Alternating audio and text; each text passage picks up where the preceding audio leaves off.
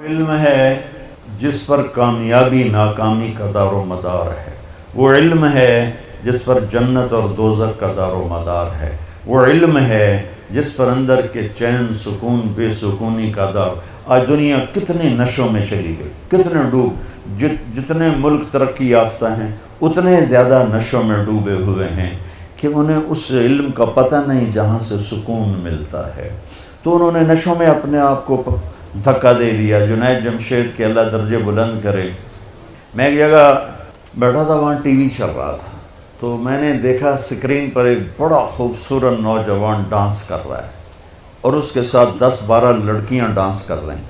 تو میرے جی میں آتا ہے کہ اسے کون ہدایت دے گا، اور یہ اتنا خوبصورت نوجوان ہے اور اس طرح مر گیا تو اس کا کیا حشر ہوگا۔ یہ مجھے اس پہ ترس آ رہا ہے اور دل میں خیال آ رہا ہے کہ اس کو تو ہدایت نہیں مل سکتی، کہ جائے گا کون اس کے پاس۔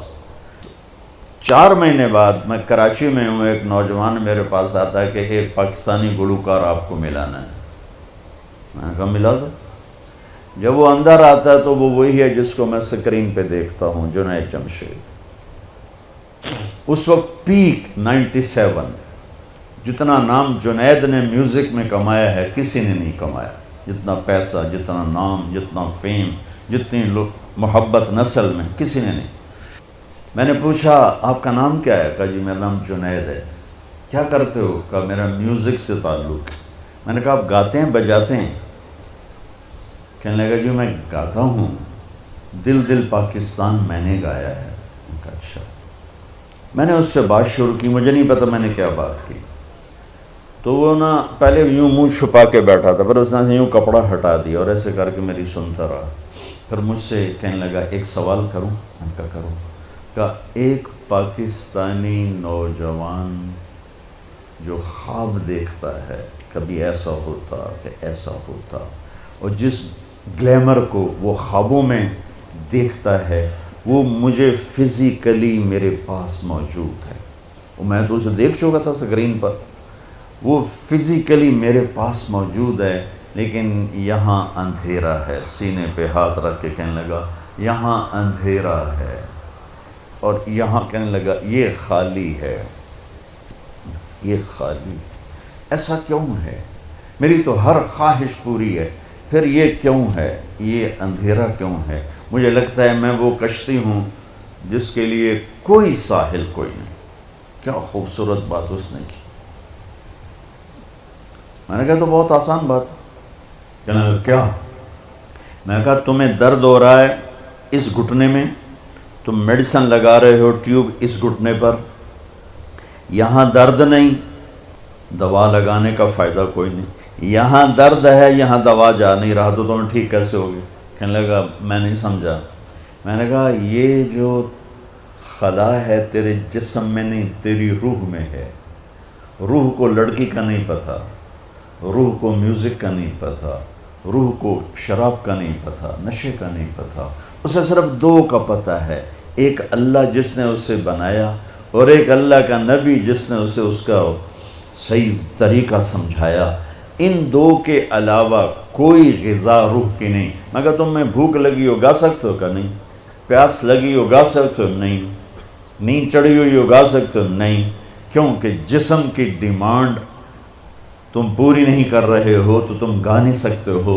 ایسے ہی روح میں ایک فریاد اٹھتی ہے جب اسے آپ اللہ کا تعلق نہیں دیتے، جب آپ نماز نہیں پڑھتے، جب آپ سچ نہیں بولتے، جب آپ حرام سے نہیں بچتے، جب آپ جھوٹ سے نہیں بچتے، جب آپ نافرمانی سے نہیں بچتے، جب آپ نشوں سے نہیں بچتے ہو، تو پھر اس کے اندر ایک فریاد پیدا ہوتی ہے، ایک پکار پیدا ہوتی ہے۔